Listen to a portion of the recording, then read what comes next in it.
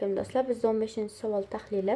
Qandli diabetning birinchi tipi bilan yangi tashxislangan bemor tungi uyqudan ketishdan avval insulinni xatolik tufayli katta dozada qabul qildi va tungi ochlik paytida bemorda qaysi energiya manbasidan foydalana oladi va eng mos keluvchi javobni tanlang. Ya'ni yog' to'qimasidagi triasilgliserolmi yoki jigardagi glikogenmi yoki bo'lmasa muskuldagi glikogen orqalimi deyilyapti. Xo'sh, bizda qandli diabet birinchi tipi bemorga tungi xato, ya'ni energiya zaxiralari tahlilini ko'rib chiqadigan bo'lsak, insulinni xatolik tufayli ko'p miqdorda katta dozada qabul qildi va bu natijada og'ir gipoglikemiyaga olib kelishi mumkin. Bu ya'ni qanday energiya manbalari ishlatiladi deyilyapti savolda. Birinchisi, yog' to'qimasidagi taglar, ya'ni triasilgliserollar, bunda yog' hujayrasidagi lipid hujayrasi hisoblanadi. Xo'sh, insulin lipazani blokirovka qiladi va yog' kislotani ishlab chiqarishni ta'minlamaydi. Endi ya'ni demoqchi bo'lyapmanki, yog' to'qimasi bloklandimi, blokirovka bo'ldimi? Demak, bundan energiya chiqmaydi. Endi ikkinchisi, bu jigar glikogeni.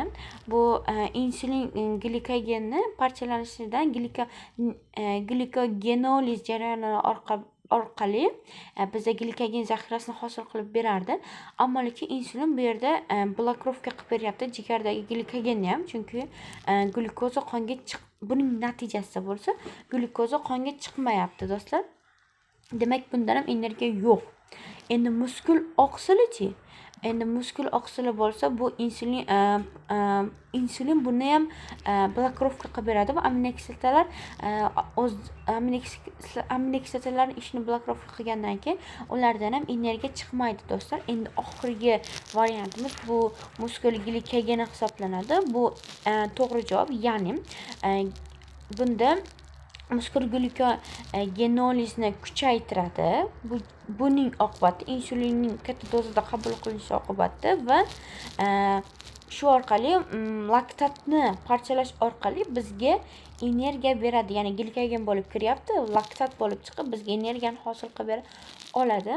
Endi umumiy xulosaga keladigan bo'lsak do'stlar, garchi insulin boshqa zaxiralarni bloklasa-da, adrenalin ta'siri ustun keladi va muskul o'z ichiga energiya manbai sifatida laktatgacha parchalana oladi va miyadagi gipoglikemiyadan zarar ko'rayotganligini ko'rsatadi va chunki glyukoza qonga chiqmaydi.